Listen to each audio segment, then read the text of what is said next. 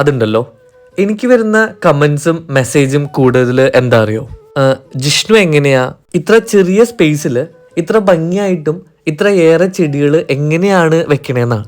അപ്പോൾ ചെറിയ ചെറിയ കാര്യങ്ങൾ ഞാൻ ജസ്റ്റ് പറഞ്ഞുതരാം. ഈ ഒരു ഏരിയയിൽ മാത്രം എല്ലാം കൂടി ഒരു 36 ചട്ടികളാണ് ആ സ്റ്റാൻഡിലൊക്കെ ഇട്ടിരിക്കുന്നത്. ഒരു 4-5 വർഷം മുന്നേ ഒരാളെ നിർത്തി നമ്മൾ പണിയിപ്പിച്ച ഒരു സ്റ്റാൻഡാണിത്.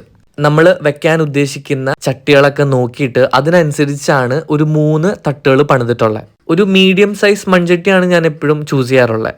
എനിക്കത് ഒറ്റയ്ക്ക് ഹാൻഡിൽ ചെയ്യാൻ പറ്റാവുന്ന രീതിയിൽ ഒരു 2 സെറ്റായിട്ടാണ് അന്നേ പണിയിപ്പിച്ചിട്ടുണ്ടായിരുന്നത്.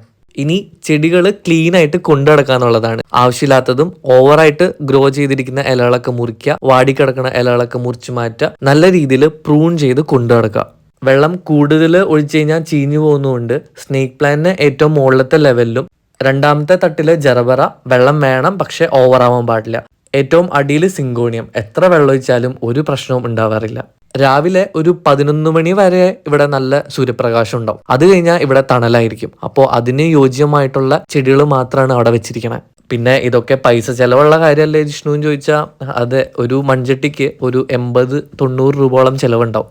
ഞാനിതൊന്നും ഒരുമിച്ച് ഒറ്റ ദിവസം വാങ്ങിച്ചതല്ല. പലപ്പോഴായിട്ട് 5-10 ഒക്കെ ആയിട്ട് വാങ്ങി കൂട്ടിയാണ് ഇത്രയും ആക്കിയിട്ട് തിരിക്കണേ.